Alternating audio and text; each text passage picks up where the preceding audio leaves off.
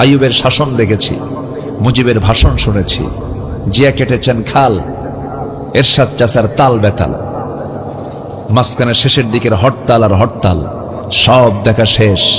আগামীর বাংলাদেশকে আমরা দেখতে চাই কোরআনের বাংলাদেশ। রাজি আছেন কারা কারা? হাত উঁচু করে দেখান মুসলমান।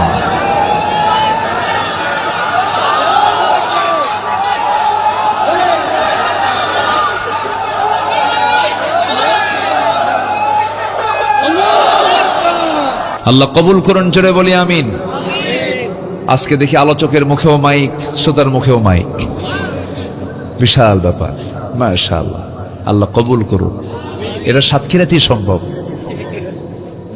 খুব ভালো আপনারা। আমরা কি সফল হতে চাই? তো নাকি সফল হতে চাই? 9টা শর্ত। কয়টা শর্ত? 9টা। একটাও কি কইছি? একটাও বলিনি, কেবল শুরু। নুরু শুরু।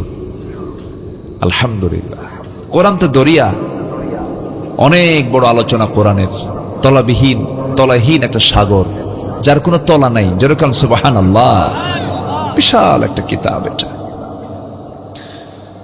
আল্লাহ রাব্বুল আলামিন বলেন, সফল যদি হতে চাও, যেখান থেকে তেলাওয়াত দিয়ে শুরু করেছে মহান রাব্বুল আলামিন বলেন, ইন্নাল্লাযীনা আমানু ওয়া আমিলুস সালিহাতি লাহুম জান্নাতুন তাজরি মিন তাহতিহাল আনহার যালিকাল ফাওজুল কাবীর। জোরে বলুন আল্লাহু আকবার।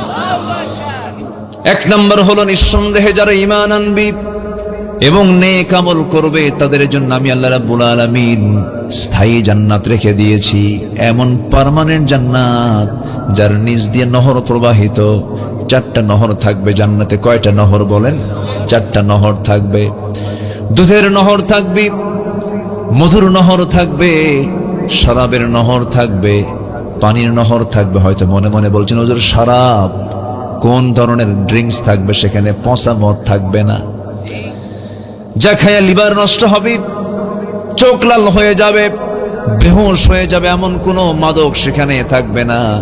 এমন শরাব সেখানে থাকবে, যে শরাব, যে জুস, যে লিকুইড পান করলে পরে, যে ড্রিঙ্কস পান করলে পরে ওই জান্নাতে যুবকের যৌবন ডাবল ডাবল, দ্বিগুণ দ্বিগুণ হয়ে যাবে। জোরে বলি সুবহানাল্লাহ। দুনিয়ার খাবার খেলে মানুষ বুড়া হয়ে যায়, শিশু ধীরে ধীরে কিশোর হয়ে যায়, যুবক ধীরে ধীরে বয়সের দিকে চলে যায়।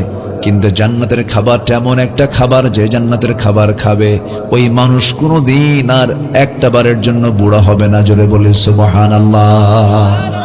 জান্নাতে কেউ বুড়া হবে না। জান্নাতে বুড়া হওয়ার কোনো সুযোগ নাই। আল্লাহ রাব্বুল আলামিন জান্নাতি মানুষগুলোকে এত সুঠাম বানাবেন, এত মজবুত বানাবেন, তারা কখনো বুড়া হবে না, তাদের চামড়া কখনো কুঁচকে যাবে না, তাদের চোখ কখনো কম দেখবে না। জান্নাতের মধ্যে কোনো ঘুম থাকবে না, কারণ ঘুম হলো লস। ঘুমটা কি বলেন? লস। আমরা যখন মরে যাই, আমরা যখন ঘুমাতে যখন, তখন কি আমরা কি করি? আল্লাহ মরতে গেলাম, দোয়া আছে না? আল্লাহ বিসমিকা কি আমুতু, মানে কি মৌত থেকে তামুত, আল্লাহ মরতে গেলাম, আবার তুমি আমার জিন্দা কইরো। আল্লাহ বিসমিকা আমুতু ওয়াহইয়া, তোমার নামে আবার জীবিত হতে চাই, আল্লাহ মরতে গেলাম। তো জান্নাতে গিয়েও যদি মরতে যান তাহলে লাভ কি? দুনিয়ার জিন্দেগি 70 বছর হিসাব করেন, ঘুমের চিন্তা করলে পরে শিশুকাল, বাল্যকাল, এগুলো সব মিলে দেখা যায় কাজ বেশি না ঘুম বেশি? বলেন বলেন বলেন বলেন। ঘুম বেশি। ঘুমটাই তো হলো দুনিয়াতে আমাদের বেশি হয়ে গেছে। কিন্তু আল্লাহ রাব্বুল আলামিন বলছেন, বান্দারে জান্নাতের মধ্যে কোনো ঘুম নাই, আবার জাহান্নামেও কোনো ঘুম নাই। সুম্মা লা ইয়ামুতু ফিহা ওয়া লা ইয়াহইয়া। জান্নাতেও কোনো ঘুম থাকবে না, আবার সে জান্নাতে আবার তাজাও থাকতে পারবে না, এমন মায়ের সেখানে হবে। এখানে যেমন রিমান্ড, জাহান্নামের মধ্যে রিমান্ড আছে না নাই বলেন? জাহান্নামের রিমান্ডের যে ফেরেশতা থাকবে, সেই ফেরেশতার চোখ নাই, কান নাই, চোখ নাই, কানও নাই, চোখ নাই, কানও নাই। চোখে দেখলে পরে দয়া হবে, এজন্য চোখ রাখবেন না। কান নাই, আবার চিৎকার করলে পরে কানে শুনবেও না। কানা, চোখেও দেখে না, কানেও শোনে না, এমন প্রশাসন সেই জায়গায় দাঁড়িয়ে যাবে তাকে শাস্তি দেবার জন্য। মায়ের হবে, চোখে দেখবে না, কানলেও শুনবে না, শুধু মায়ের উপর মায়ের সেখানে হবে। এত শাস্তি হবে, চামড়াগুলো গলে গলে যাবে, জাহান্নামের আগুন দিয়া পুড়ে পুড়ে যাবে। আল্লাহ বলছেন সুম্মা বাদদাল্লাহুম জুলুদান, চামড়াটাকে আমি আবার চেঞ্জ করব যেন তোর কষ্ট যেন কম না হয়। আমার বন্ধুগণ, আল্লাহ যেমন আমরা রহমান জানি, রহিম জানি, আমার আল্লাহ আবার কাহার তিনি, জব্বার তিনি, কঠিন তিনি। জাহান্নামটা এত ভয়ঙ্কর, জাহান্নামটা এত ডেঞ্জারাস জায়গা, যা সহ্য করার কোনো ক্ষমতা আমাদের নাই। এই জন্য আল্লাহর কাছে সবসময় বলতে হবে, আল্লাহ মেহেরবানি করে আমাকে জাহান্নাম থেকে বাঁচাও। والذين يبيتون لربهم سجدا وقياما والذين يقولون ربنا اصرف عنا عذاب جهنم إن عذابها كان غراما إنها ساءت مستقرا ومقاما। আমার বন্ধুগণ, জাহান্নামটা এত টকবক করতেছে, জাহান্নামটা তো ভয়ঙ্কর হবে, বান্দা কোনো কুল কিনারা পাবে না। জাহান্নামটা এত ভয়ঙ্কর হবে, এত বড় হবে। এই যে বিশাল সূর্য দেখতে পাচ্ছেন, এই সূর্যটা জাহান্নামের মুখে যদি নিক্ষেপ করে দেওয়া হয়, অবলীলায় সূর্য জাহান্নামের মধ্যে হেরে যাবে। এত ভয়ঙ্কর সেই জাহান্নাম, সেই জাহান্নাম থেকে বাঁচার জন্য আমাকে আপনাকে সবচেয়ে বড় পুঁজি, সফল যদি হতে চান, স্থায়ী জান্নাত যদি আমরা পেতে চাই, একটা আমল আমাকে আপনাকে করতে হবে, একটা কাজ করতে হবে, তা হলো ভালো করে ঈমান আনতে হবে এবং নেক আমল করতে হবে। আমার ভাইরা, আমার বন্ধুগণ, ঈমান আছে আমল নেই, লাভ হবে না। আমল আছে ঈমান নেই, তাও লাভ হবে না। একটা প্রশ্ন করব, সবাই শুনবেন, উত্তর দিবেন। বলুন তো, আমার দেশে নামাজি বেশি না ঈমানদার বেশি?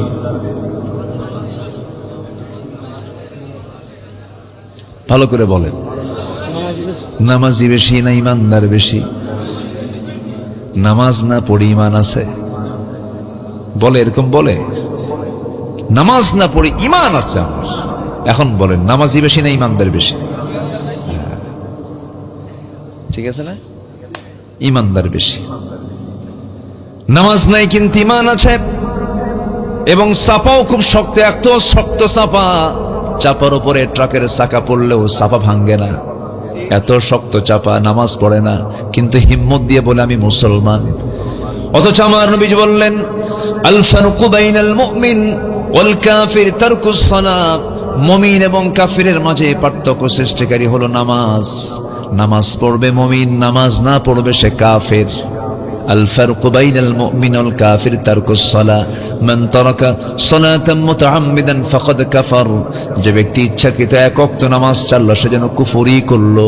আমার বন্ধুগণ, আমার আল্লাহ সবচেয়ে বেশি ক্ষেপে যান, সবচেয়ে বেশি রেগে যান বান্দাকে যখন কি করে বলেন? নামাজ ছেড়ে দেয়। জাহান্নামে যাওয়ার এক নাম্বার কারণ কি বলেন? যারা নামাজ, এক নাম্বার কারণ কি বলেন? নামাজ। তাহলে আমার দেশে এখন সবচেয়ে বড় অপরাধ হচ্ছে কি বলেন? বলেন কি ছেড়ে দেওয়া?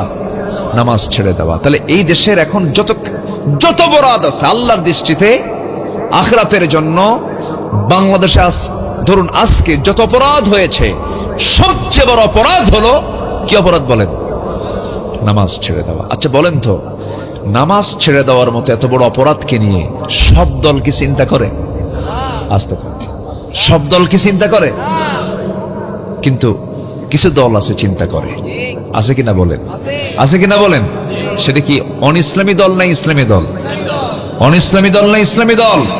আপনি কেমন মুসলিম, আপনি ইসলামী দল করেন না, আপনার মুসলমানিত্ব থাকতে পারে না। সোজা কথা। তাহলে আমার দেশে এমন কিছু দল আছে যে দল এত বড় একটা অপরাধ, নামাজ নিয়ে তাদের কোনো চিন্তা নাই, জনসভার ডাক দেয়, নেতা হাজির হয়ে যায়, শত শত নেতা মঞ্চে দাঁড়ানো বক্তৃতা দিচ্ছে, লক্ষ লক্ষ কর্মী জনসভায় হাজির হয়ে গেছে, বিশাল বড় মাঠ ভরে গেছে। জোহরের আজান হয়ে গেল, নামাজের খবর নাই। আসরের আজান হয়ে গেল, নামাজের খবর নাই। তাদের দলীয় যে কর্মসূচি যে কার্যসূচির ভিতরে নামাজের কোনো এজেন্ডা নাই, 20 মিনিটের জন্য নামাজের বিরতি এমন কোনো কথাও নাই। যে দল করতে গেলে দলের নেতার নামাজের খবর থাকে না, নামাজের কোনো কর্মসূচিও থাকে না, সেই দলের নেতৃত্বকে মানা যাবে না। আর সেই সমস্ত বেনামাজি নেতৃত্বের মুখে আমরা জুতা মারি, থুতু মারি। দরকার নাই, খামাখা জাহান্নাম যাবো কেন? ওই দল করে জাহান্নাম যাওয়ার দরকার আছে? আস্তে জাহান্নাম যাওয়ার দরকার আছে? রাগ করতেছেন মনে হয় আপনারা। হুজুর এগুলো কি কন? এগুলো তো শুনতে আসি নাই, এগুলোই শুনতে হবে। জাহান্নাম থেকে বাঁচতে হবে ভাই। সবচেয়ে বড় চ্যালেঞ্জ হলো জাহান্নাম থেকে বাঁচা। জাহান্নাম থেকে বাঁচা মানে আপনি সফল। ফামান যুহজিহা আনিন নার ওয়া উদখিলাল জান্নাহ ফাকাদ ফাজ। জাহান্নাম থেকে বেঁচে যে জান্নাতে ঢুকলো সেই তো সফল। আল্লাহু আকবার বলেন। এজন্য জান্নাতে আমাকে ঢুকতেই হবে, জান্নাতে আমাকে প্রবেশ করতেই হবে। সবাই কি জান্নাতে যেতে রাজি আছেন? সবাই কি জান্নাতে যেতে রাজি আছেন? জাহান্নাম থেকে বাঁচার জন্য যে কাজগুলো তা করতে হবে। জাহান্নাম থেকে বাঁচার জন্য 1 নম্বর কাজ হলো, বলুন কি? বলুন বলুন বলুন বলুন। সবাই কি নামাজ 5 ওয়াক্ত পড়তে রাজি আছেন তো ইনশাআল্লাহ? যার বউ নামাজ পড়ো না কি করবেন বলেন? কি কইলো? হায় হায়, এই তো অ্যাকশন, এই তো কঠিন অবস্থা। মারবেন বউরে? একটু দাওয়াত দেন, একটু বুঝাবেন যে তুমি নামাজ পড়ো, আমিও নামাজ পড়ি। একটু দাওয়াত দেন। আগে পিটবেন, এটা কেমন কথা? আগে মারা যাবে না তো? আগে কেন? পরেও মারা যাবে না। হয়তো ভাববেন যে হুজুর তো আবার পরে এবার মারতে কইছে, মারবো। আগেও না, পরেও না। বউকে মারবেন কেন? সন্তানগুলোর সামনে বউকে মারবেন, সন্তান আপনাকে ভালো বলবে? আস্তে ভালো বলবে? বলেন তো ভালো বলবে না। এটা খুব ছোট কাজ। মেরে আপনি মানুষকে ভালো করতে পারবেন না, তো আদর করে ভালো করতে পারবেন। সুবহানাল্লাহ বলবেন না? একটু আদর দেন। মানুষ তো আদর চায়, মানুষ ভালোবাসা চায়, মহাব্বত চায়। অন্যের বউ না, কিন্তু নিজের বউ, এটা যেন মনে থাকে। আবার একটু কান লাগা। তাহলে বউ নামাজ পড়ে না বলবেন, রাজি আছেন তো সবাই? ছেলে স্কুলে যায় কি যায় না, এটা আগে না নামাজ পড়ে না কোনটা আগে বলেন? আগে কোন খবর নেবেন? স্কুলে যাওয়ার, মাদ্রাসায় যাওয়ার, না নামাজের? কিসের খবর আগে? নামাজ দিয়ে সাজান সবকিছু, দেখবেন সব ঠিক হয়ে গেছে। ফজরের মুসল্লি নাই, ফজরে মুসল্লি পাওয়া যায় না। মসজিদ পাকা পাকা, শীতাতপ নিয়ন্ত্রিত, টাইলস বানানো, চকচকা মসজিদ, আজানের সুমধুর, মুসল্লি নাই। মুসল্লি 3 জন, ইমাম, মুয়াজ্জিন, খাদেম। যদি এদের চাকরি না থাকতো এই 3টাও থাকতো না। বাস্তব বলছি, বাস্তব বলছি আমি। জীবনযাত্রা, মানুষের লাইফ স্টাইল তো চেঞ্জ হয়ে গেছে। মানুষ ঘুমাতে যায় রাত 3টার দিকে।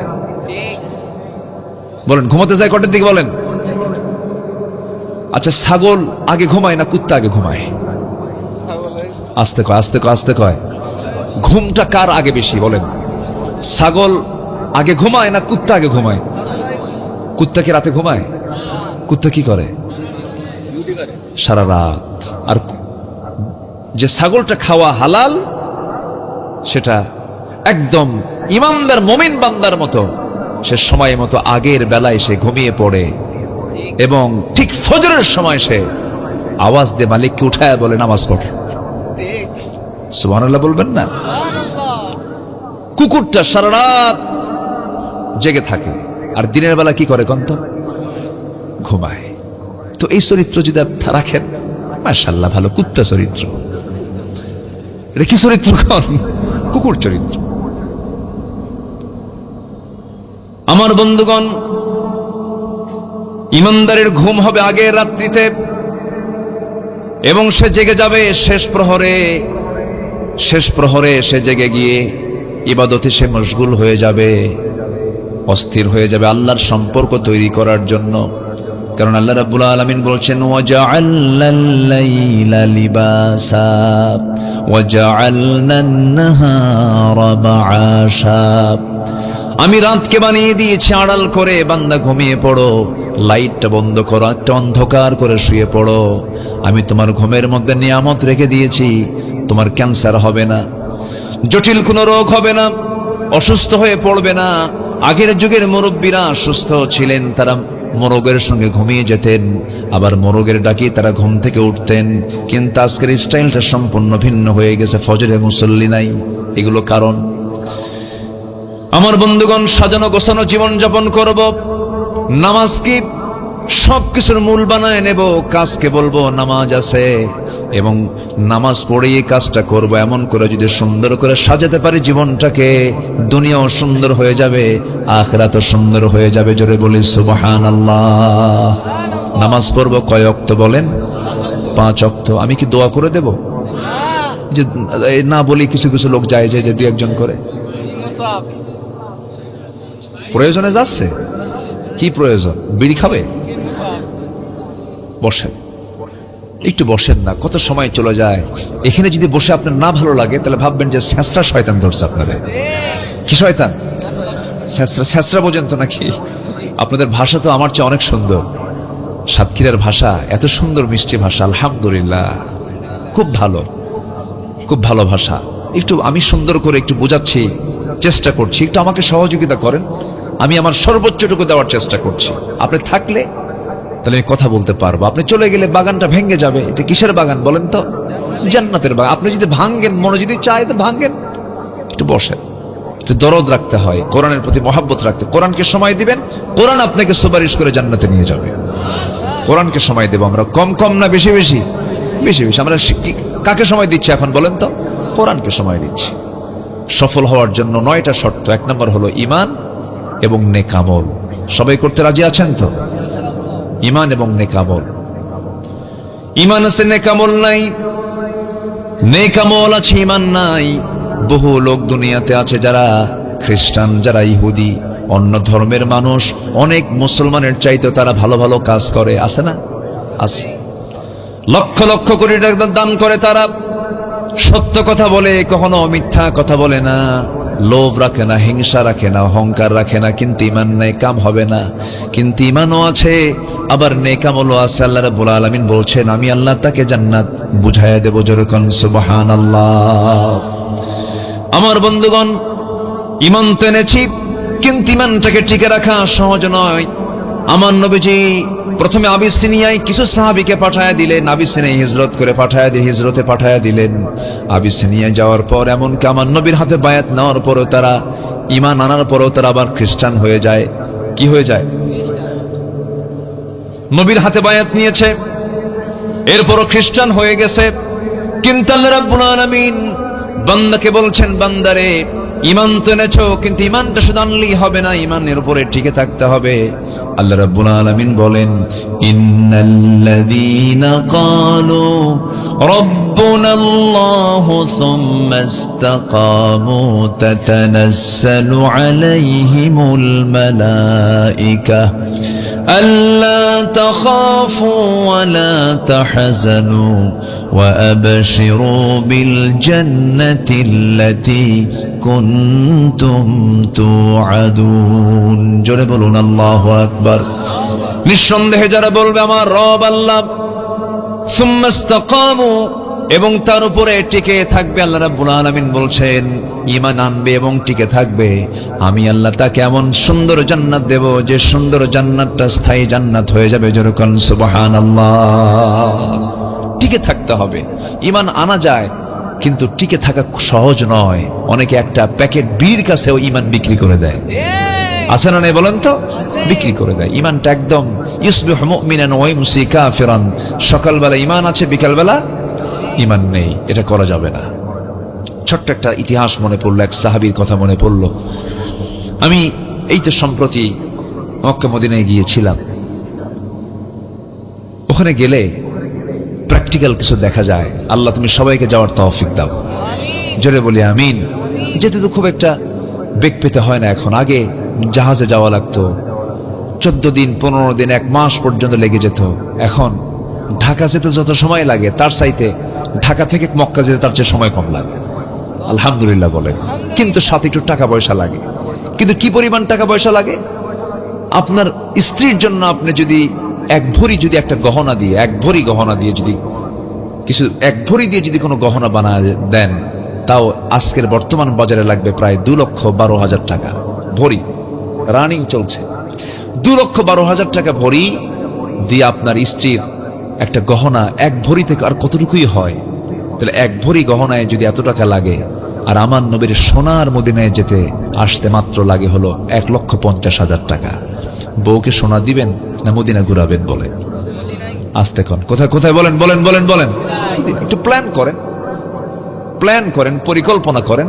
পরিকল্পনা করলেই হয়ে যায়, এর জন্য টাকা লাগে না, আল্লাহ ব্যবস্থা করে দেয়। কেউ তো সুবহানাল্লাহ বললেন। এক রিক্সাওয়ালা আপনাদের এলাকারই মেবি হবে, 2015 সালে কি 17 সালে আমার খেয়াল নাই, আমি মক্কা মুকাররমার সামনে দাঁড়ানো, আমার ভক্ত আমাকে চিনে, দৌড় মেরে এসে আমাকে জড়িয়ে ধরলো, ধরে বলতেছে, হুজুর আমি আপনার খুব ভক্ত, আমি হজ করতে আসছি। কি করেন? রিক্সা চালায়।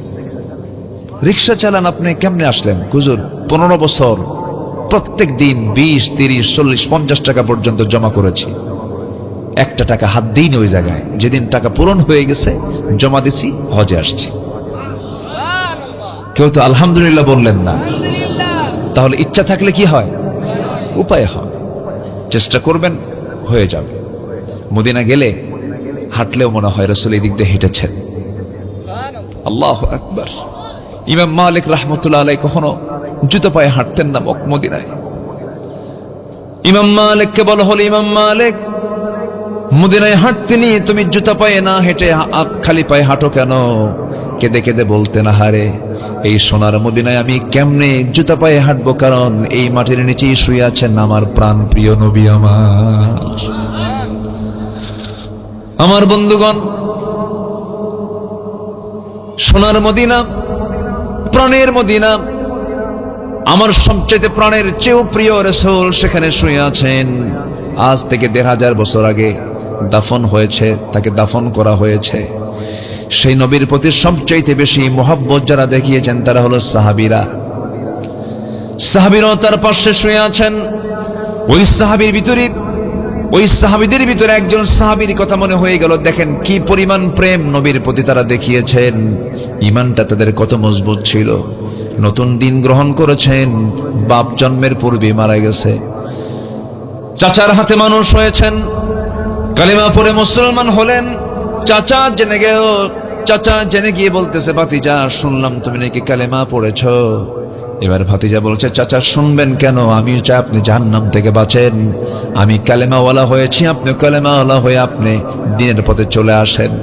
এই কথা শোনার সঙ্গে সঙ্গে চাচা খেপে গিয়ে বলছে, ভাতিজা নিজে তো বড় অন্যায় করে ফেলেছ, আবার আমাকে অন্যায় করতে বলো। বাপদাদার ধর্মে আমি চুনকারি মারতে চাই না, তুমি দিনটা ছেড়ে দাও, তুমি ইসলামটা ছেড়ে দাও। ভাতিজা বলছে, চাচা জীবন দিয়ে দেব কিন্তু ঈমান দিতে পারবো না। জোরে বলুন সুবহানাল্লাহ। জীবন দেব, কি দেব না? ঈমান দেব না। চাচা খেপে গিয়ে রেগে গিয়ে থাপ্পড় মেরে জমিনে ফেলে দিল। ফেলে দিয়ে বলছে, ভাতিজা যত সম্পত্তিগুলো তোর নামে আমি দিয়েছিলাম, তুই কি জানিস এই ঈমানটা না ছাড়লে পরে সমস্ত সম্পত্তি আমি তোর কাছ থেকে জোর করে নিয়ে নেব। ভাতিজা মুসকি মুসকি হাসি মারে বলে, চাচা জোর করবেন কেন? আমার তো ঈমান আছে, আমি স্বেচ্ছায় আমার সমস্ত সম্পদগুলো আমি আপনার হাতে তুলে দিলাম। লাগবে না আমার এগুলো আমার দরকার নাই। চাচা খেপে গিয়ে রেগে গিয়ে গায়ের জামাটা টেনে ছিঁড়ে ফেললো, পরনের লুঙ্গিটা পর্যন্ত তার দেহ থেকে খুলে নিল, উলঙ্গ করে ঘাড় ধাক্কা দিয়ে রক্তাক্ত করে ঘর থেকে বের করে দিয়েছে। উলঙ্গ দেহ, নগ্ন দেহ নিয়ে মার দরজায় গিয়ে নক করে বলছে, মা দরজা খুলো। দরজা খুলাই। এবার সন্তান বলছে, মা আমার দিকে তাকায়ও না, আমার চাচা দিন গ্রহণ করার কারণে সম্পদ তো নিয়েছে, আমার লুঙ্গি পর্যন্ত খুলে নিয়েছে। দেখো তো মা, ঘরের মধ্যে কোনো কাপড়, এক টুকরো কাপড় হলো চলবে, আছে নাকি? ঘরের মধ্যে এক খণ্ড চাদর পাওয়া গেল। সেই চাদরখানা দিয়ে কোনো মতো তিনি সদর ডাকলেন। এবার বলছেন, মা আমি আর কোথাও থাকবো না, আমার কোথাও ভালো লাগে না, আমার সবচাইতে প্রিয় দরবার হলো আমার প্রাণ প্রিয় নবীর দরবার মদিনা। জোরে কোন সুবহানাল্লাহ। চললাম মদিনার দিকে, মা দোয়া করো। মক্কা এবং মদিনার ঠিক মাঝখানে তার বাড়ি। আস্তে আস্তে রওনা করবেন, কিন্তু প্রচন্ড ঠান্ডার সময় ওই আরবে বছরে 2 থেকে 3 মাস, 1 মাস ও 2 মাস হয়, প্রচন্ড ঠান্ডা থাকে, হাড় কাঁপানো শীত থাকে। ওই সময় শীতকাল চলে, ওই শীতের ভিতরে এই সাহাবী নগ্ন দেহ নিয়া, গায়ে কোনো কাপড় চোপড় নাই, শুধু 1 খণ্ড কাপড় দিয়ে তিনি সতরটা রেখেছেন। কোন মতো রওনা দিয়ে পায়ে হেঁটে হেঁটে মদিনা পর্যন্ত চলে আসলেন। নবীর দরজা এসে নক করলেন, দরজা খুলে গেল। রাসূল দেখলেন হাত পা কাঁপতেছে, কিচ্ছু জিজ্ঞাসা করলেন না। ভিতরে ঢুকলেন, সুন্দর 2টা জুব্বা, তার ব্যবহৃত সবচেয়ে উত্তম জুব্বা, 2টা উত্তম কাপড়, 2টা তার জন্য বরাদ্দ করলেন। বাইরে এসে বলছেন, ও আল্লাহর গোলাম, ঠান্ডায় কাঁপতেছ, আমার জুব্বাটা তুমি তোমার গায়ে দাও। জুব্বা গায়ে দিলেন সাহাবী। রাসূল বলছেন, কি হয়েছে? সব তিনি খুলে বললেন। রাসূল বলেছেন, ও আমার সাহাবী আব্দুল্লাহ, তোমার চাচা তোমাকে উলঙ্গ করে দিয়েছে, বস্ত্রহীন করেছে, আর বিশ্বনবী তার জুব্বা মোবারক তোমাকে দান করে দিয়েছে। যেরকম সুবহানাল্লাহ। ও আমার আব্দুল্লাহ, তুমি কি চাও বলো? তিনি বলছেন, হুজুর আপনি আমার জন্য একটু দোয়া করুন, আপনি দোয়া করলেই হয়ে যাবে। আমার নবীজি হাত উঁচু করে দোয়া করছেন, আল্লাহ, এই আব্দুল্লাহর দিন গ্রহণ করতে যে পরিমাণ কষ্ট করতে হয়েছে, আল্লাহ আমার আব্দুল্লাহর জান মালকে তুমি আল্লাহ কাফের বেঈমানদের জন্য হারাম করে দাও। এই কথা শোনার সঙ্গে সঙ্গে সাহাবীর মনটা খারাপ হয়ে গেল। সাহাবী কাঁদতে কাঁদতে বলছেন, ইয়া রাসূলুল্লাহ, আমার গোটা জীবনের চাওয়া হলো আমি যেন শহীদ হয়ে আল্লাহর দরবারে হাজির হতে পারি। আপনি কাফের বেঈমানদের জন্য আমার জানমালকে হারাম করে দিলেন, এই দোয়া করলেন, মানে কাফেররা আমাকে মারতে পারবে না, আমি শহীদ হতে পারবো না। রাসূলকে দেখে বলছেন, সাহাবী রে, ওয়া ইম্মা তাআলা ফিরাশিহি, তোমার মউতটা যদি বিছানায় হয়ে থাকে, আল্লাহ রাব্বুল আলামিন তোমাকে শহীদের দরজা দিয়ে দিবেন। জোরে কান সুবহানাল্লাহ। আমার নবীজি তার হাতে কোরআন তুলে দিলেন। কোরআনটা হাতে নিয়ে চলে গেলেন, আসহাবে সুফার ভিতরে চলে গেলেন। নবীজির পাশেই একটা টিম ছিল, সেই টিমটার ঘর নাই, বাড়ি নাই, খাবার নাই, দাবার নাই, তার মেহমান হয়ে থাকতো। নবীজির ঘরের পাশেই তারা থাকতো, আসহাবে সুফার সদস্য তারা। আমার নবীজির কাছে যে সমস্ত খাবারগুলো হাদিয়া স্বরূপ আসতো, তিনি তাদের মাঝে মাঝে মাঝে বন্টন করতেন। দিন পার হয়ে যেত, ক্ষুধা থাকতো, খাবার থাকতো না।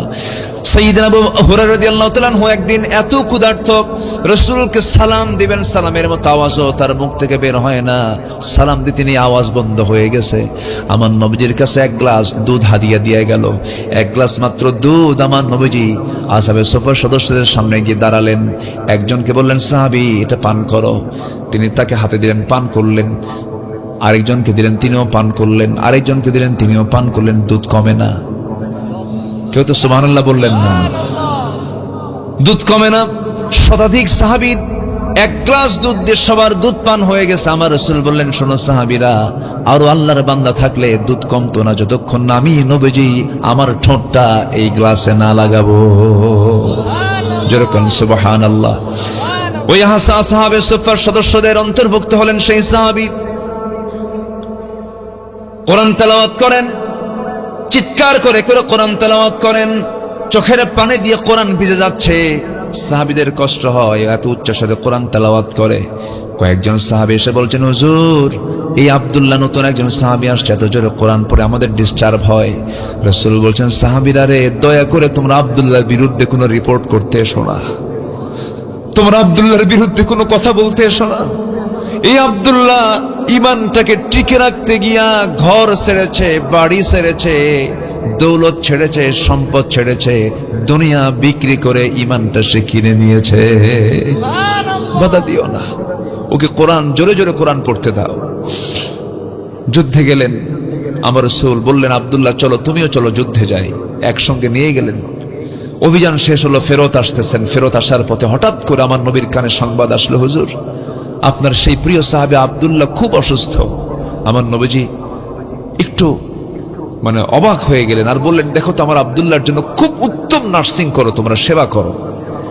সাহাবীরা খুব চেষ্টা করলেন। 3 দিন পর নবীর কাছে সংবাদ চলে এলো, হুজুর, নিষ্ফল চেষ্টা হলো না, আব্দুল্লাহ দুনিয়া থেকে বিদায় হয়ে গেছে। আমার নবীজি কেঁদে ফেললেন। বলছেন, সাহাবীরা শোনো, আমার আব্দুল্লাহর জানাজার আয়োজন করো, জানাজার নামাজটা কেউ পড়াবে না, আমি রাসূল তার ইমাম হয়ে যাব। জানাজায় দাঁড়ায় গেছেন মুজাহিদরা, সব মুজাহিদ সাহাবী। আমার নবীজি সামনে লাশ, রাসূল জানাজা পড়ায় শেষ করলেন। নামাজ জানাজা পড়ায় শেষ করে রাসূল বলছেন, সাহাবীরা রে, আমার আব্দুল্লাহর কাফন দাফনের জন্য তোমরা কবরটা কোথায় খনন করেছো? হুজুর ওই যে দুই পাহাড়ের চিপায়, দুই পাহাড়ের মাঝখানে। রাসূল বলছেন আমাকে তোমরা সেই কবরের সামনে নিয়ে যাও। রাসূল কবরের সামনে গিয়ে দাঁড়ালেন, কেঁদে কেঁদে নবীজির দাড়িগুলো ভিজে যাচ্ছিল। আমার নবীজি কাঁদতেছিলেন আর বলছেন সাহাবীরা রে, আমার আব্দুল্লাহর কবরে আমি আজকে কাউকে নামতে দেব না, আমি রাসূল নিজে কবরে নামবো। এই কথা বলে রাসূল নিজে কবরের মাটিতে নামলেন, নামে হাতটা আগায় দিলেন আর বলছেন আবু বকর কোথায়? হুজুর এই যে আমি, আমার ডানে নামো। ওমর তুমি কোথায়? আমার বামে নামো। কয়জন নামলেন বলেন? কয়জন বলেন? এই তিনজন তো সাধারণ মানুষ। আহা, কবরবাসীর কি ভাগ্য! তিনজন বিখ্যাত মানুষ কবরের ভিতরে নেমেছেন। আমার নবীজি দুইটা হাত আগায় দিলেন, বলছেন সাহাবীরা আমার কলিজার টুকরা সাহাবী আব্দুল্লাহর লাশটা আমার হাতে তুলে দাও। নবীজি লাশটা ধরলেন, বলছেন আবু বকর মাথা ধরো, ওমর পাটা ধরো। কবরে শয়া দিলেন, কবরে শয়া দিয়া বুকের উপরে হাত রেখে আকাশের দিকে তাকায় বলছে আকাশের মালিক আল্লাহ, এই মুহূর্ত পর্যন্ত আমি আব্দুল্লাহর উপর আমি বিশ্বনবীর রাজি আছি, সন্তুষ্ট আছি, আমি খুব খুশি। আল্লাহ তুমি খুশি হয়ে যাও, আল্লাহ তুমি মাফ করে দাও, আমার আব্দুল্লাহর কবরকে জান্নাতের টুকরা বানায় দাও।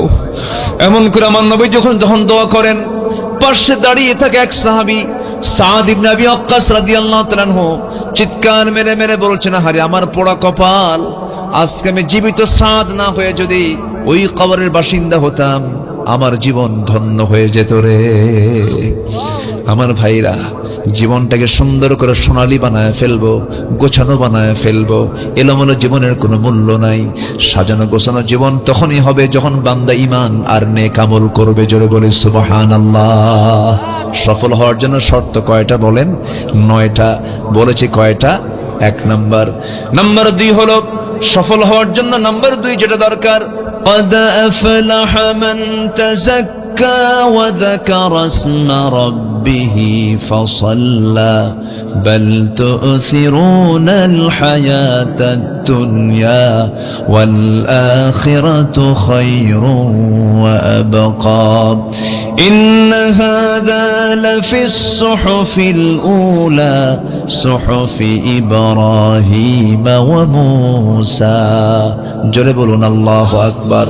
সূরাতুল আ'লা শেষ দিকে আল্লাহ রাব্বুল আলামিন বলছেন সফল কি হতে চাও নাকি?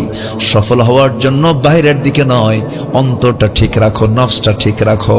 নফস যদি ঠিক হয়ে যায় সব ঠিক হয়ে যাবে। বান্দার যদি এই ভিতরটা, এই রূহটা যদি ঠিক হয়ে যায়, নফসটা যদি ঠিক হয়ে যায়, বান্দার সব ঠিক হয়ে যাবে। আল্লাহ বাহ্যিক কিছু দেখবেন না। লা ইয়ানজুরু ইলা সাওয়ারিকুম ওয়ালা ইলা আজসামিকুম ওয়ালাকিন ইয়ানজুরু ইলা কুলুবিকুম ওয়া আমালিকুম। তোমাদের বাহিরের বাসভূষা দেখবেন না, পোশাক আশাক দেখবেন না, চেহারা দেখবেন না। আল্লাহ দেখবেন তোমার ভিতরের খবরটা কি। জোরে বলুন সুবহানাল্লাহ। তোমার ভিতরে যদি হিংসা তৈরি হয় কবুল হবে না। তোমার ভিতরে যদি লোভ তৈরি হয়, অবৈধ কামনা তৈরি হয়, কোনো লাভ হবে না। আমার বন্ধুগণ, ইমানের এই নফসের কিছু রোগ আছে। নফসের রোগ আছে না নাই বলেন? কি শুনবেন? আগ্রহ আছে? আল্লাহ কবুল করুন। জোরে বলি আমিন। একটু বসেন, মাঝে মাঝেই দেখি একটু নড়াচড়া হচ্ছে, একটু বসেন। আমি ভাইকে একটু বলছিলাম একটু আগে ভাগে দিলে ভালো হতো, একটু দেরি হয়ে গেছে, একটু 9টার দিকে উঠলে আর একটু ভালো হয়, কিন্তু উনি বললেন না একটু পরেই উঠবেন আপনি। আচ্ছা ঠিক আছে, উঠান। রাত বেশি হলে মানুষের একটু ভার হয়ে যায়, যে একটু বসেন। আর একটু সময় দিবেন না? আপনারা দিবেন না? একটু সময় দিবেন না? ইনশাআল্লাহ আল্লাহ কবুল করেন। জোরে বলি আমিন। তাহলে বলেন তো, বাহিরে শুদ্ধতার প্রয়োজন না ভিতরে শুদ্ধতার প্রয়োজন? ভিতরে যদি ঠিক থাকে সব ঠিক। ভিতরটা ঠিক রাখতে হবে। জমি কিনলো একজন আর ঘুম হয় না আরেকজনের, আছে কিনা বলেন? জমি কিনছে, জানো জমিটা কিনলো কেমন, সারা রাত ঘুম নাই আর শুধু মাথা থাপড়ায়, হাই রে করছে কি, আছে কিনা বলেন? এই যে আপনার ভিতরে হিংসা কাজ করছে, এটা হলো নফসের রোগ। এটা কিসের রোগ বলেন তো? নফসের রোগ। এই রোগ থাকা যাবে না। এই রোগ থাকলে পরে সব শেষ হয়ে যাবে। হিংসা মানুষকে সব শেষ করে দেয়। ক্বালা ইয়াকুম ফিল হাসাদ ফাইনাল হাসাদ ইয়াকুলুল হাসানাত কামা তাকুলুন নারাল হাতাব। তোমরা হিংসা করতে যেও না। রাসূল বলেছেন হিংসা সমস্ত নেক আমলকে শেষ করে দেয়, যেমন করে আগুন প্রত্যেকটা কাঠখণ্ডকে জ্বালিয়ে ভস্ম করে দেয়।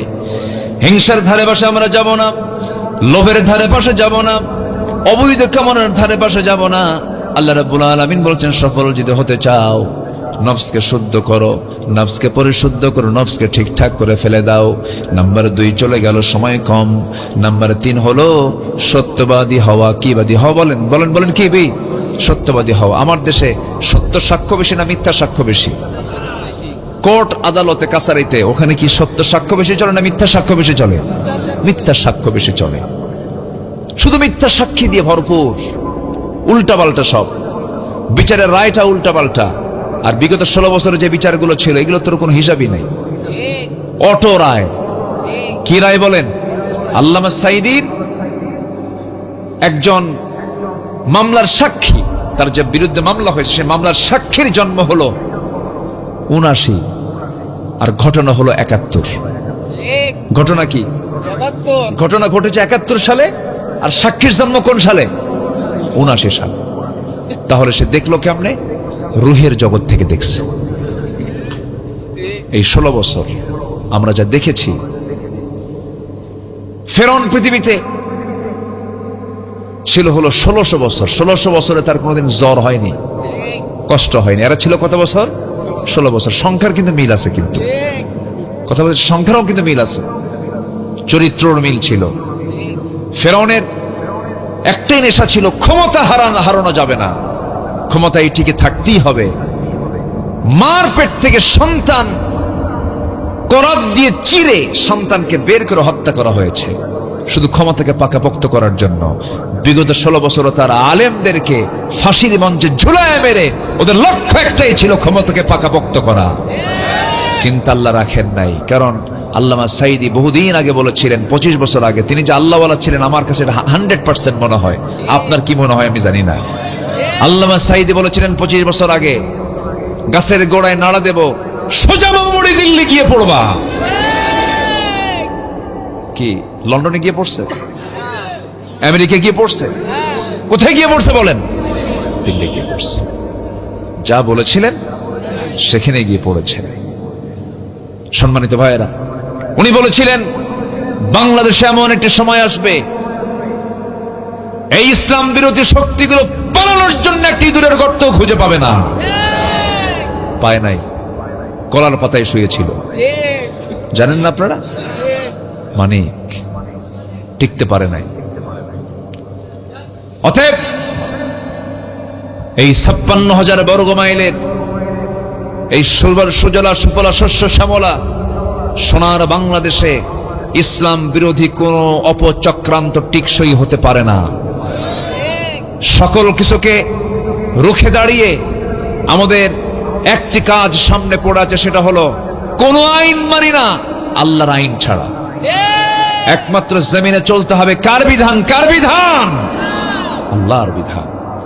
এটাকে মাথায় রেখে আমরা সামনের দিকে এগিয়ে যাই। আমাদের সাহায্যের জন্য কাউকে লাগবে না। আমাদের সাহায্যের জন্য কে যথেষ্ট বলেন? আসতে বলবেন না, কে যথেষ্ট? আল্লাহ যথেষ্ট। কিন্তু আমাদের শর্ত হলো সত্যবাদী হতে হবে।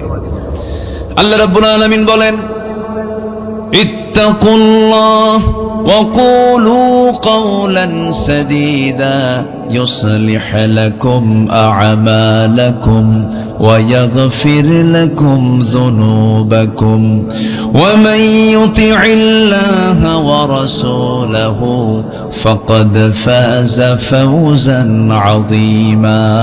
জোরে বলুন আল্লাহু আকবার। সত্য কথা বলবে, সত্য পথে চলবে, এর উপকার হলো, এর ফলাফল হলো আল্লাহ তোমার সমস্ত ভুল আমলগুলো যদি করে থাকো আল্লাহ পাক এটাকে ইসলাহ করে দিবেন, সংশোধন করে দিবেন।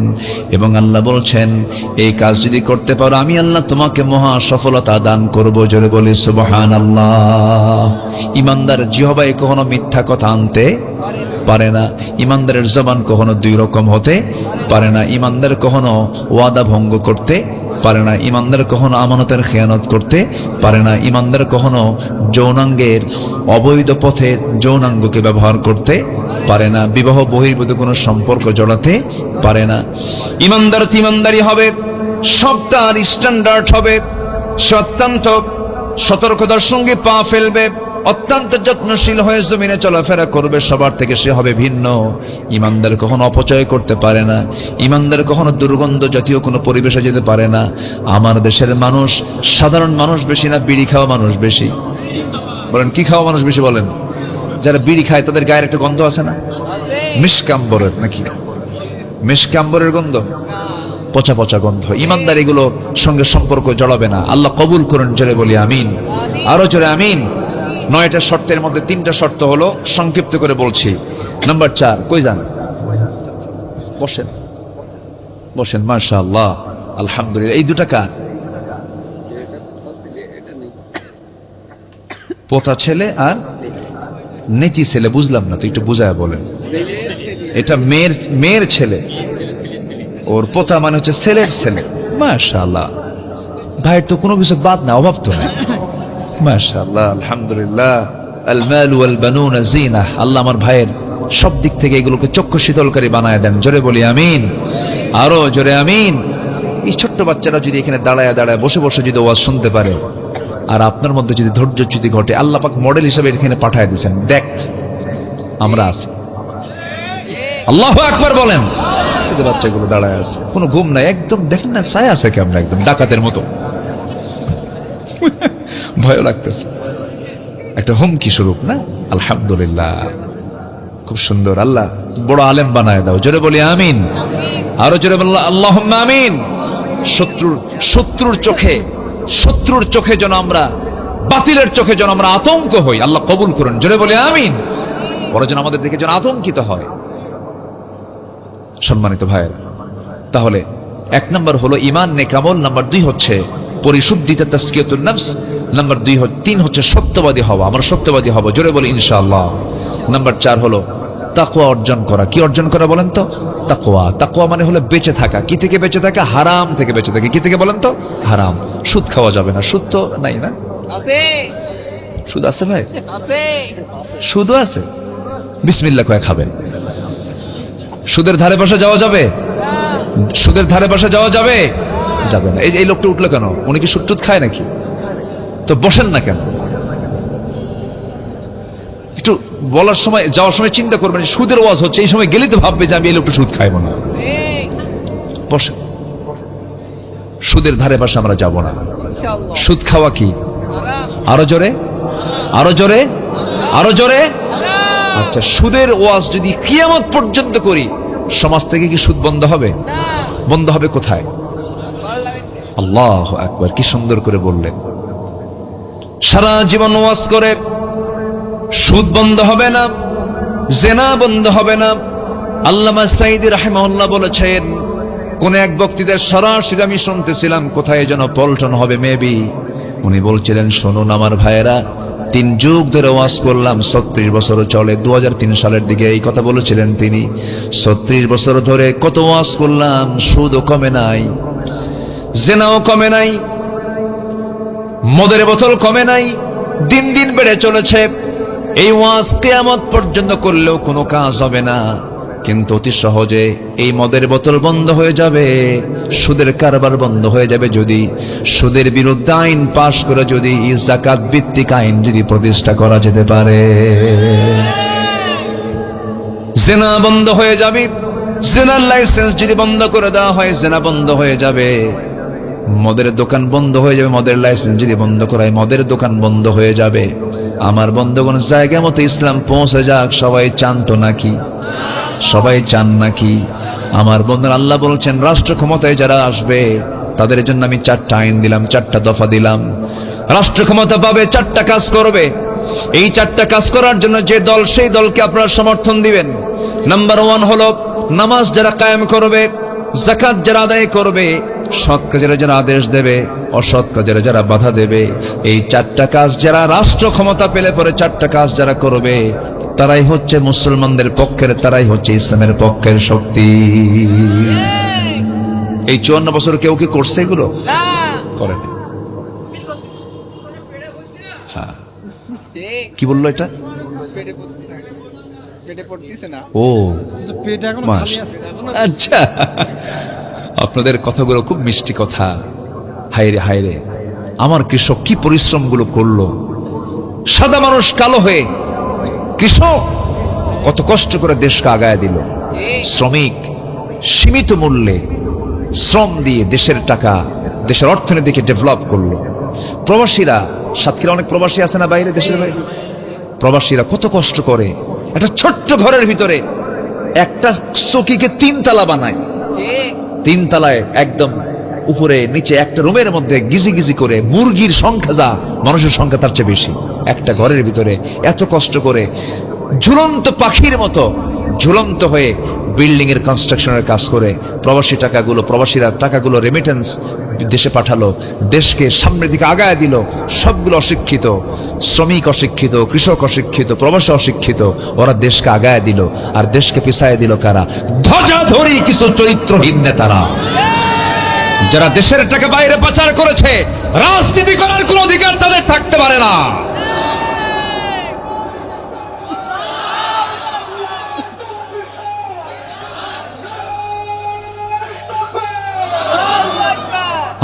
আমার কথা হচ্ছে, তুই দুর্নীতি করলি, দেশের টাকা বাইরে পাচার করলি কেন? তো দেশের শত্রু, জাতির শত্রু। চুরি করছিস, মানে চুরি করা হারাম, খাইছিস খা, দেশে রাখ। সব বাইরে পাচার করেছে, কিচ্ছু নাই দেশে, জানেন? কিছুই নাই। ওরা যদি রাজনীতি করতেই চায়, আমাদের বক্তব্য হলো ওই টাকাগুলো ফেরত নিয়ে রাজনীতি কর, যা। ঠিক কিনা? আসতে কোন কেন? ফেরত নিয়ে। ওমর ফারুক রাদিয়াল্লাহু তাআলা আনহু, শুরুতে বললাম না, জনগণের ঘুম যেন কষ্ট না হয়, ঘুম যেন নষ্ট না হয়। জুতা পায় না খালি পায়? খালি পায়। দেখ, ঘুমের চিন্তা করতেছি।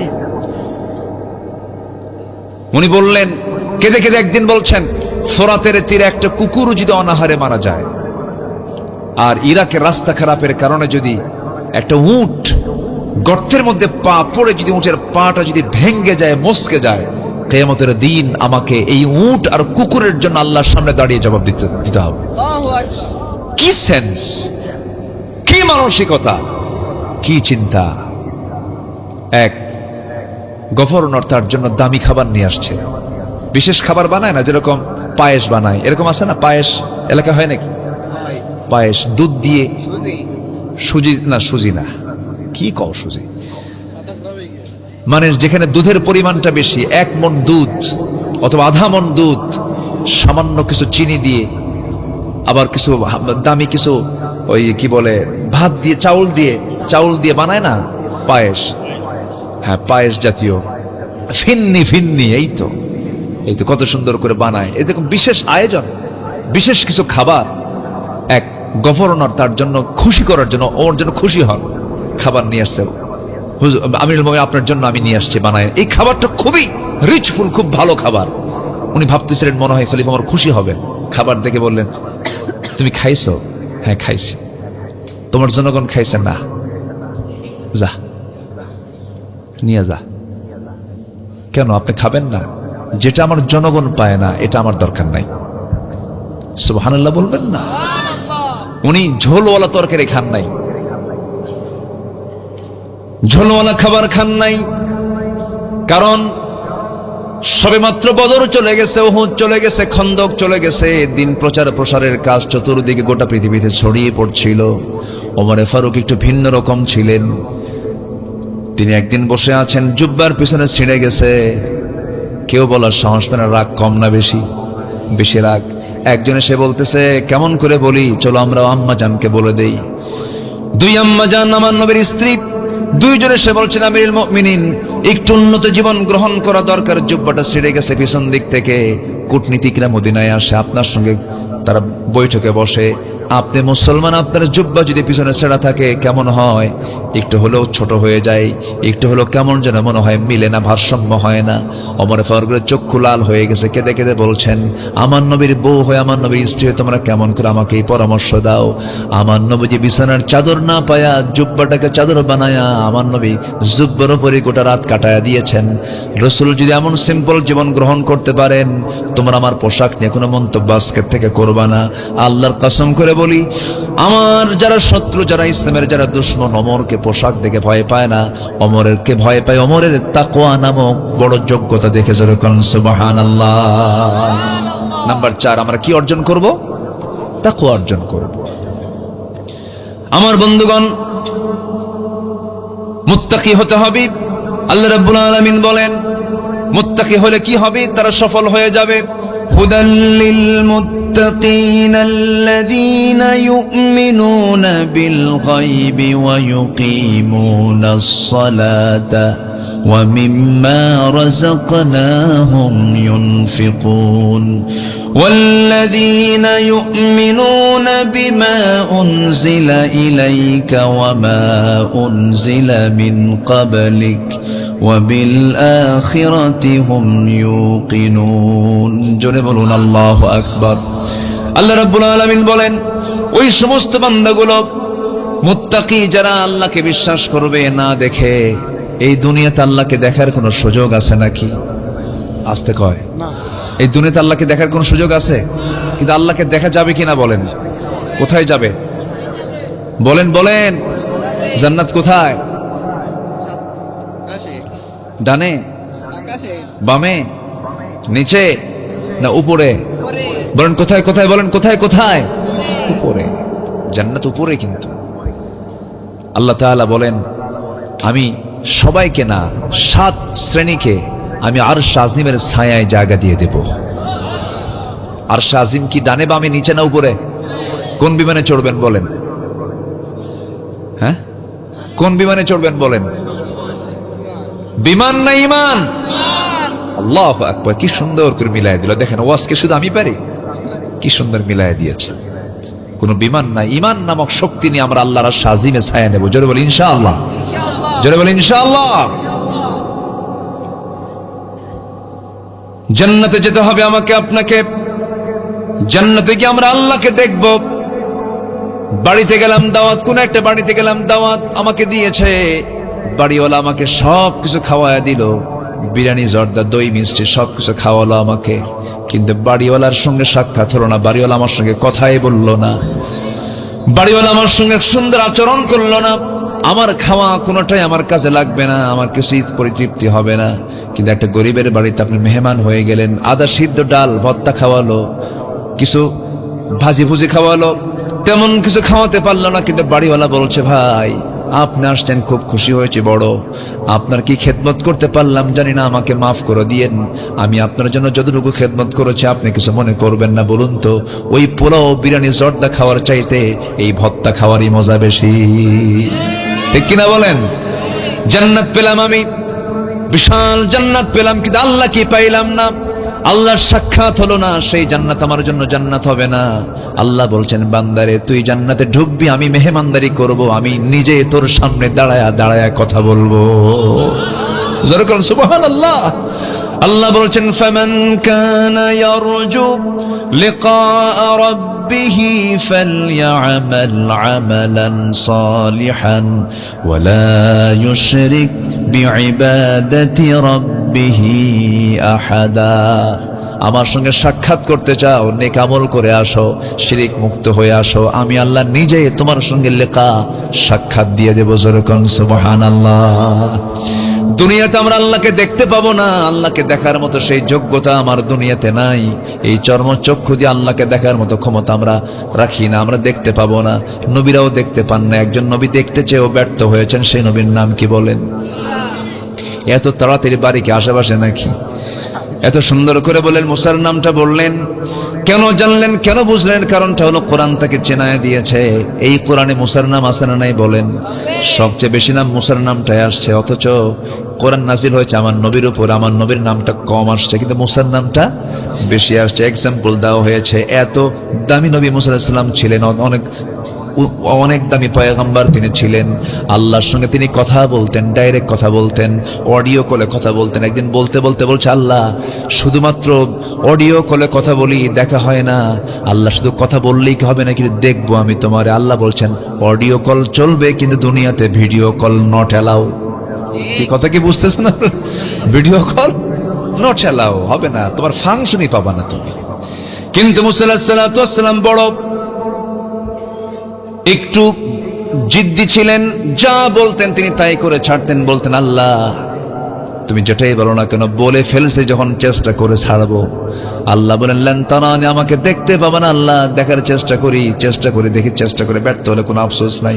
তুর পাহাড়ে আয়, ওয়াত্তিন ওয়াসসাইতুন ওয়া তুরি সিনিন ওয়া হাযাল বালাদিল আমিন।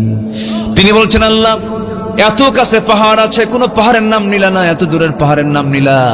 ভাবছো মুসা যাবে না, মুসা ছেঁচড়া কম না, তাও যাবে। জোরে কোন সুবহানাল্লাহ, আল্লাহু আকবার। চলে গেছেন, দেখতে গিয়েছেন, আল্লাহর সঙ্গে দিদার করতে গেছেন। পায়ে ছিল জুতা, আল্লাহ বললেন জুতা খুলে আসো। জুতা খুলেছেন তিনি, জুতা খুলতে ভুলে গিয়েছিলেন। কিন্তু আমার হাবিব, আমার নবীজি, আমার রাসূল আল্লাহর আর শাজিম যখন গিয়েছেন জুতা খোলার জন্য পায়ে হাত দিয়েছেন, আল্লাহ বলছেন আমার হাবিব জুতায় পা দিবেন না, জুতায় হাত দিবেন না। আপনার জুতার আমরা আপনার জুতার ধুলা নেবার জন্য আমার আরশ আকাঙ্ক্ষিত হয়ে আছে। আল্লাহু আকবার। আমার নবীর দামটা কত! আল্লাহ রাব্বুল আলামিন নিজের পরিচয় দিতে নিয়ে বলেছেন আলহামদুলিল্লাহি রাব্বিল আলামিন। আর আমার নবীর পরিচয় দিয়েছেন ওয়ামা আরসালনাকা ইল্লা রাহমাতাল লিল আলামিন। আল্লাহু আকবার। সে রাসূলকে মহব্বত করার দরকার আছে না নাই ভাই বলেন? মহব্বত কি আছে? দরকার আছে, দরকার আছে। মহব্বত কোন নিজের জীবনের চাইতে কম না বেশি? বেশি। আমার বন্ধুগণ একটু কান লাগান। সফল হওয়ার জন্য 9টা শর্ত বলেছিলাম। 1 নম্বর হলো ঈমান, নাম্বার 2 হলো বলেন কি নফসের শুদ্ধতা, পরিশুদ্ধিতা, নাম্বার 3 হলো সত্যবাদী হওয়া, নাম্বার 4 হলো তাকওয়া অর্জন করা। তাকওয়া অর্জন করার জন্য শর্ত হলো মুত্তাকি হওয়ার জন্য 5টা শর্ত। নাম্বার 1 হলো আল্লাহকে বিশ্বাস করব, দেখে না, না দেখে। বলেন বলেন, দেখে না, না দেখে? না দেখে। নাম্বার 2 হলো নামাজ যারা কায়েম করবে। নাম্বার 3 হলো কিতাবের প্রতি যারা বিশ্বাস রাখবে।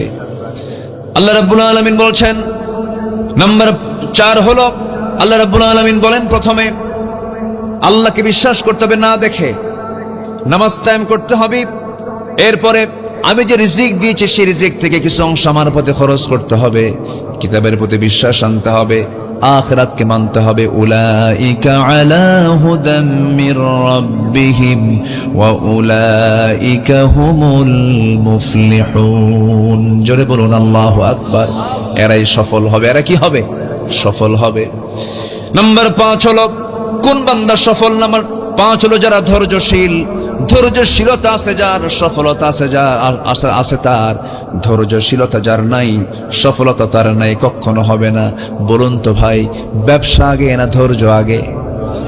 কাপড়ের দোকানদার কাপড় বিক্রি করে, কাস্টমার চলে আসছে, গেঞ্জি একটা কিনবে, এক গেঞ্জি দেখেই কেনে না, আরো গেঞ্জি দেখে, বহুগুলো গেঞ্জি দেখে। 10-12টা গেঞ্জি দেখার পর সে গেঞ্জি কিনলো না, পছন্দ হয় নাই। আপনি খেপে গিয়ে বলেন কেন নিয়ে যা, 10টা দেখালি কেন? কি কথা বলছেন? ব্যবসা হবে? হবে ব্যবসা? হবে না। ধৈর্য ধরতে হবে। বলেন তো বিয়ে আগে না ধৈর্য আগে? বলেন বিয়ে আগে না ধৈর্য আগে? আমাকে এক মহিলা ফোন দিয়ে বলে হুজুর আমার স্বামীটা সকালেও তালাক দেয়, বিকেলেও তালাক দেয়, আমি কি আসি না নাই? কি কথা কি বুঝতেছেন? সকালেও তালাক দেয়, বিকেলেও তালাক দেয়। এত রাগ।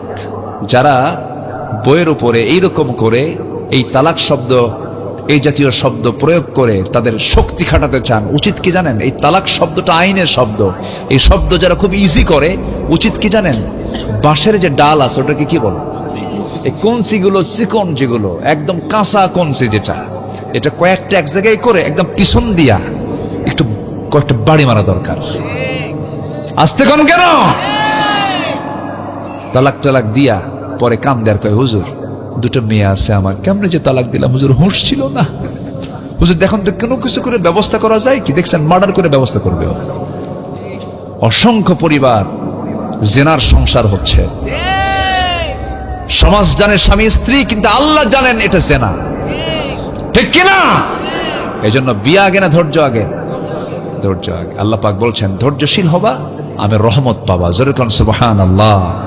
রেগে যাবেন, হেরে যাবেন, রাখবেন, হারবেন, চুপ থাকবেন, দেখবেন জিতবেন। জোরে কোন সুবহানাল্লাহ।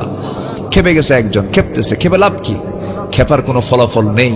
আর আপনি যদি ধৈর্য ধরতে পারেন, বিশাল আপনার পুরস্কার আছে। বলেন তো, জঙ্গল কি পরিশ্রম করা লাগে? কোথাও জঙ্গল হবে পরিশ্রম করা লাগে? তাহলে যাবেন না, তাহলে কি হবে? বলেন, শুধু যাবেন না, ওই জায়গায় কি হয়ে যাবে? জঙ্গল। আর বাগান করবেন, পরিশ্রম করা লাগবে, লেবার লাগবে, মেহনত লাগবে। বাগান করতে মেহনত লাগে, জঙ্গল করতে মেহনত লাগে না। মেহনত ছাড়া জঙ্গল হয়ে যায়। রাগ কোনো যোগ্যতা নয়, রাগ কোনো আপনার জন্য ক্রেডিট নয়, কিন্তু ধৈর্যটা হলো যোগ্যতা। ধৈর্য হলো বাগান, ধৈর্য হলো বাগান, রাগ হলো জঙ্গল। রাগ কি বলেন? জঙ্গল। রাগ করা যাবে না, রাগ করলেই বড় বিপদ হয়ে যাবে। সকল নবীরা ধৈর্যের পিরামিড ছিলেন, সব নবীরা ধৈর্যশীল ছিলেন। তবে একজন নবীর কথা বলেছি, খুব রাগ ছিল, সে নবীর নাম কি বলেন? রাগটা বেশি ছিল, কিন্তু আল্লাহ পাক রাগ না কমান পর্যন্ত নবুয়ত দেন নাই। নবুয়ত দেন নাই, রাগ আগে কমাও। মারছেন থাপ্পুর, এক ফেরাউনের লোকের এক থাপ্পুর মারো সারা, মরে যাও সারা। আল্লাহ কয়, আল্লাহ এটা কাম করলা তুমি? দেখছেন থাপ্পুর মারছে কিন্তু মুসা, থাপ্পুর মেরে আল্লাহ তুমি এটা কাম করলা কেন?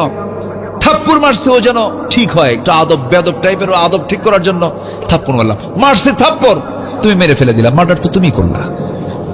আল্লাহ বলে, শোনো, যা করছো করছো, আর কিছু কইও না, দেশ ছাড়ো। ফেরাউন তোমারে ছাড়বে না। উনি দেশ ছাড়লেন, হিজরত করে চলে গেলেন। এমন জায়গায় গেলেন কেউ তাকে চেনে না। প্রচন্ড ক্ষুধা, কূপের পাশে দাঁড়ালেন, পানি তুললেন, খাইলেন, তৃষ্ণা নিবারণ হলো। দুই মহিলা এসে দাঁড়ায় আছে, হাতে বালতি নিয়ে কূপ থেকে পানি তুলবে, তোলে না। বলেন, দাঁড়ায় থেকে কি করো মহিলা মানুষ? নাও পানি নিয়ে যাও। আমরা পারবো না, শক্তির প্রয়োজন, পুরুষ মানুষ লাগবে, ঢাকনা আমরা টান দিতে পারবো না। উনি বালতিটা হাতে নিয়ে বলেন, দাও। ধারে গেলেন, বালতিতে হাত দিলেন, এমন জোরে ফিকা মারলেন, ছিটকে পড়ে গেল 14 হাত দূরে। মহিলা দুজন থরথর করে কাঁপে। আর মানুষ বলে, এটা মানুষ না অন্য কিছু, এটা কেমনে সম্ভব? সকল নবীরা দুর্বল না শক্তিশালী? সকল নবীরা দুর্বল না শক্তিশালী? আমার নবীকে আল্লাহ পাক দিয়েছিলেন 100 পুরুষেরও বেশি শক্তি, তাও জান্নাতি পুরুষের। ঢাকনা টান দিলেন, পানি তুলে দিলেন, যাও বাড়িতে চলে যাও। সন্ধ্যার পরে মেয়েরা বাইরে থাকতে নেই, যাও তাড়াতাড়ি চলে যাও। পাঠায় দিয়েছেন বাড়িতে। বুড়া বাপ বলে যে, এত তাড়াতাড়ি আসলে কেমনে মা? বলতেছে যে, আব্বা কফিউন আজিজ, শক্তিশালী এক যুবক দেখলাম, খুব শক্তি। ঢাকনা হাত দিলার ছিটকে পড়ে গেল। বুড়া বাপ বলে, শোনো আমার বড় মেয়ে, কালকে যাবা আমার সালাম দিবা, আর ওই যুবককে বলবে, আবুনা শাইখুন কবির, আমাদের বাপ বুড়া মানুষ, চোখে দেখে না, একটু আপনাকে দাওয়াত দিয়েছে, সে চলে আসবে, যাও। চলে গেছে। পরের দিন এরকম করে বলছে, তো বলতেছে, আমি তো চিনি না, আমি বাড়ি যাবো কেমনে? আপনার বাড়িতে আমি চিনি না, আমি কেমনে, আমি তো চিনি না, আমি যাবো কেমনে? আমি এখন মহিলা বলতেছে, আপনার চেনার দরকার নাই, আমি সামনে সামনে যাব, আপনি পিছে পিছে আসবেন। মুসার কাছে মেজাজ খারাপ হয়ে মুসা বলতেছে, তুমি মহিলা, তুমি সামনে থাকবা আর আমি পুরুষ পিছনে থাকবো? এই পুরুষ আমি মুসা। আল্লাহু আকবার বলবেন না? এই দেশের মানুষ বহুদিন নারীর পিছনে ছিল, আর আমরা থাকতে চাই না, ঠিক কিনা? ইমাম পুরুষ হবে না মহিলা হবে? ইমাম পুরুষ হবে না মহিলা হবে? সকল নবীরা মহিলা ছিলেন না পুরুষ ছিলেন? আর কিছু বোঝা লাগে? আর কিছু বোঝার দরকার আছে? বাড়ির মুরব্বী যদি মহিলা হয়, জান্নাতের টুকরা হয়ে যায়, ঠিক আছে না? দেখেন ঠিক কয়। আর ওয়াজ হবে না, কারণ একটা বাজে তো সব কম পড়ছে। যে বাড়ির মুরব্বী মহিলা হয়, জান্নাতের টুকরা না? বিচার করবে কে? মা না বাবা? বিচারকের চেয়ারে কে বসবে? মা না বাবা? বাবা। বাবা যদি বিচার করে, তার সঠিক বিচার হবে। আর মা করলে আবেগ থাকবে, আবেগ। কি থাকবে? আবেগের চোখের পানি কোন দিকে যাবে নিজেও বুঝবে না। এই জন্য আল্লাহ যাকে দিয়ে যে কাজ করাবেন, সে কাজ তাকেই করতে হবে। মেয়েদের কাজ হলো বাচ্চা কাচ্চা। বাচ্চা কাচ্চা আপনি পারবেন না। আপনার কোলে যদি একদিন বাচ্চা থুয়ে যায় আপনার বউ মায়ের বাড়ি, কে তুমি একদিন দেখো, এক বেলার মধ্যে কয় আসার খাবে আল্লাহ জানে। এটা আপনি পারবেন না, এটা মহিলা পারবে। মুসা আলাইহিস সালাম কি করলেন? বললেন যে আমি সামনে যাব, তুমি পিছে আসো, কারণ আমি পুরুষ, তোমার দিকে আমার নজর যাবে, আমার গুনাহ হবে। আমি সামনে যাব, তুমি বেশি কথা বলবা না, শুধু দুইটা শব্দ বলবা, ডান বাম। ডান কখন বলবো? আমি যখন বামে যাব। আর বাম কখন বলবো? যখন আমি ডানে যাব। ভুল হলে শুধু বাম আর ডান, আর কোনো শব্দ তুই বলবি না। তোর শব্দের মধ্যে ঝংকার আছে, আকর্ষণ আছে। মহিলা মনে মনে কয়, কালকে দেখি শক্তিশালী, ঢাকনা টান দিল, ছিটকে পড়ে গেল। আজকে দেখি চরিত্র ভালো, কথা বলতেও দেয় না, চরিত্র ভালো, তাকায় না, শক্তিশালী যুবক। আদর্শ নারীদের কাছে এই দুটো গুণই বেশি পছন্দ। আলহামদুলিল্লাহ বলেন। শক্তিশালী এবং কি চরিত্রবান। শক্তিশালী আর কি চরিত্রবান। পুরুষের এই দুটো গুণ হলো মেয়েদের জন্য চুজেবল। যারা আদর্শ মেয়ে তারা এই দুটো জিনিসকে চুজ করবে, চরিত্র এবং কি শক্তিশালী। চলে গেছেন বাড়ি পর্যন্ত। বৃদ্ধ লোক দেখেই সালাম বিনিময় হলো। পুরা লোকটা বলতেছে, তোমার নাম মুসা না? উনি ভাবতেছে, আমার নাম মুসা, এত দূর চলে আসলাম, এই লোকটা কে? ফেরাউনের লোক নাকি? কি বুঝতেছেন আপনারা? খুব টেনশন। উত্তর দিলেন কিন্তু থতমত খাচ্ছেন, কাঁপতেছেন। এবার বৃদ্ধ লোকটা বলছে, মুসা তুমি কেমন যেন চিন্তাশীল হয়ে গেলে, কেমন যেন পেরেশানি মনে হচ্ছে তোমার ভিতরে, কি হয়েছে তোমার বলো। তিনি বলছেন, আপনি আমাকে চিনলেন কেমনে বুঝলাম না, এত দূর পর্যন্ত আসলাম, আপনি আমাকে চেনার কথা না। এবার তিনি বলছেন, শোনো, শুধু নাম জানি না, কামও জানি কি, থাপ্পড় মারছো, মানুষ মরে গেছে, এরপরে আসছো মার্ডার কেসের আসামি। বলেন কি কেসের আসামি? বলেন। আমার ভাইয়েরা, মুসা আলাইহিস সালাম টেনশনে পড়ে গেছেন, কিন্তু এবার হাস্যজ্জ্বল চেহারা নিয়া বুড়া লোকটা বলছে, হে মুসা, চিন্তা করো না, জায়গা মতো এসেছো। তুমি যার সামনে দাঁড়িয়ে কথা বলছো, এই বুড়াটা সাধারণ কাতারের বুড়াদের কাতারের বুড়া না। এই বুড়ার পরিচয় হলো ইলা মাদিয়ানা আখাহুম শুআইবা। আল্লাহ যাকে মাদিয়ানবাসীর জন্য পয়গম্বর করে পাঠিয়েছেন, আমি আল্লাহর নবী শুআইব আলাইহিস সালাতু ওয়াস সালাম। খুব খুশি হয়ে গেছেন। খুশি হওয়ার পরে এবার দুজন করমর্দন করলেন, আলিঙ্গন করে নিলেন। এবার বলছেন, শোনো মুসা, তোমার কাজ আছে। কি কাজ? আমার দুইটা মেয়েকে তুমি দেখেছো, দুটা মেয়ের যে কোনো একটা মেয়েকে তোমার সঙ্গে বিয়ে দেবো, তুমি কি বিয়ে করবা নাকি? হ্যাঁ বিয়ে করব, কিন্তু এখন তো দেওয়া যাবে না। কেন? তোমার রেকর্ড ভালো না, থাপ্পড় মারলি মানুষ মরে, খুব রাগ। খুব কি তোমার রাগ? এখন বিয়ে দেওয়া যাবে না, দেরি করতে হবে। কি করতে হবে? ছাগল তোমাকে চষতে হবে। আমার বাড়ির ছাগলগুলো আছে, পৃথিবীতে যত প্রাণী আছে সমস্ত প্রাণীর মধ্যে সবচাইতে শান্ত ভদ্র ছাগল নাকি?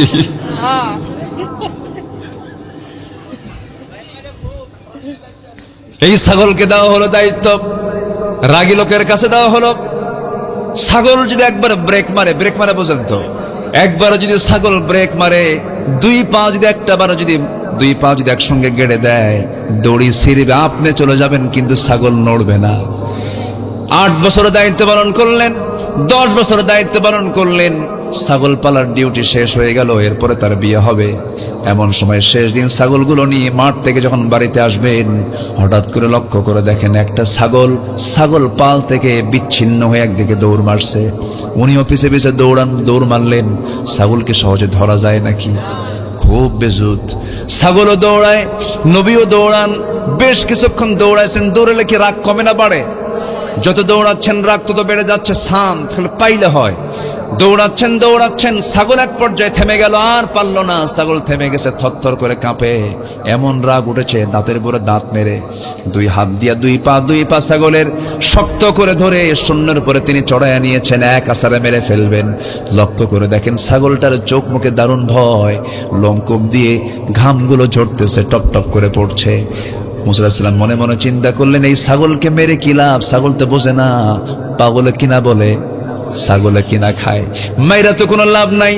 দয়া হলো, মায়া হলো, আস্তে করে দুই হাত থেকে ছড়াইয়া দিলেন, কোলের মধ্যে নিলেন, আদর করলেন। আল্লাহ বললেন, মুসা রাগ কমে গেছে। যেরকম সুবহানাল্লাহ, নবুয়ত দিয়ে দিলাম। কি দিয়ে দিলাম বলেন? ধৈর্য আনলে পরে আমার আপনার জন্য পুরস্কার আছে না নাই? বলেন, পরাজয় না সফলতা? পরাজয় না সফলতা?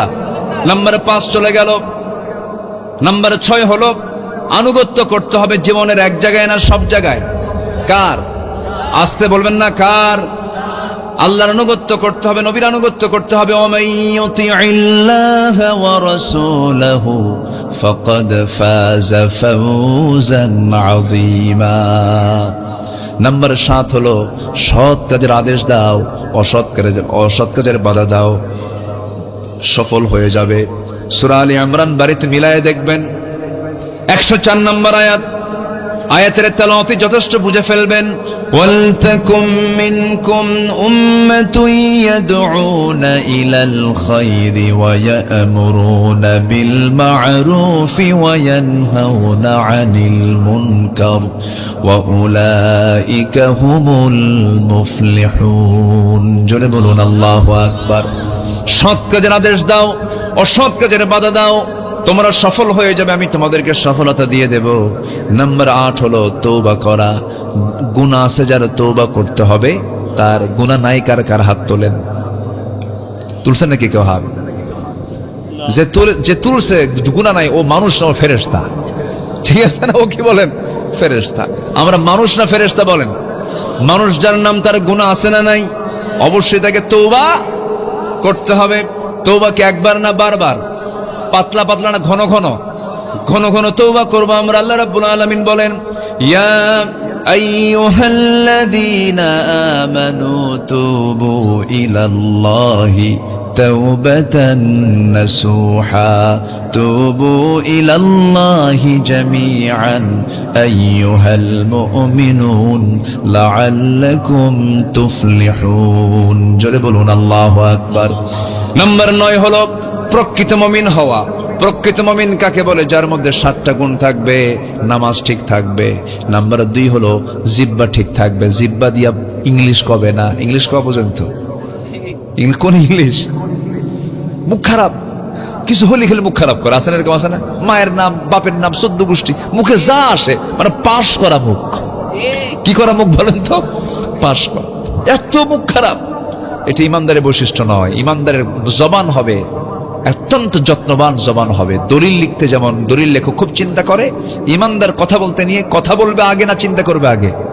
চিন্তা করে আগে কথা বলবে। আর ভাববে এই লোকটাকে আঘাত দিয়ে কথা বলবো না, অসম্ভব, মরে যাব, আঘাত দিয়ে কথা বলবো না। আল্লাহু আকবার বলেন। আম্মা জান আয়েশা বলেন, রাসূল আমাদের সঙ্গে যখন কথা বলতেন যেন মুক্তোর দানার মতো, মানে এক একটা করে শব্দ চয়ন হতো। আল্লাহু আকবার বলেন। কথা মানুষের কথাই মানুষের সৌন্দর্য ফুটে ওঠে। কথাকে আমরা সুন্দর করব, জোরে বলি ইনশাআল্লাহ। কথা যেন অসুন্দর না হয়, কারোর সাথেই না, বাবার সাথে না, মার সাথে না, ভাইয়ের সাথে না, বউয়ের সাথে না। কিছু কিছু স্বামী আছে বউরে তুই করে ডাকে, এই এদিকে আয়, এরকম আছে না? এরকম আছে না? সম্মান দিতে জানে না, ভালোবাসতে জানে না, মোহাব্বত করতে জানে না, লাঠি দিয়ে পিটায়। বউকে পেটানো তো সুন্নতে মুআক্কাদা। আছে কিনা এরকম? আছে না? এরকম লোক আছে না? বলেন তো আছে না? এগুলো করা যাবে না। সুন্দর কথা বলবো আমরা। মুমিন কারা? নামাজ ঠিক থাকবে, জিহ্বা ঠিক থাকবে। নাম্বার 3 হলো ওয়াল্লাযীনা হুম লিয-যাকাতি ফাঈলুন। যাকাত ঠিক থাকবে। ওয়াল্লাযীনা হুম লিফুরুজিহিম হাফিজুন। লজ্জাস্থান ঠিক থাকবে। নাম্বার 5 হলো ওয়াদা ঠিক থাকবে। নাম্বার 6 হলো আমানত ঠিক রাখবে। নাম্বার শেষ হলো নামাজ দিয়ে শুরু। নামাজ যারা মনোযোগ দিয়ে পড়বে, নামাজ যারা যত্নশীল হবে, উলাইকা হুমুল ওয়ারিসুন আল্লাযীনা ইয়ারিসুনাল ফিরদাউসা হুম ফিহা খালিদুন। জোরে বলুন আল্লাহু আকবার।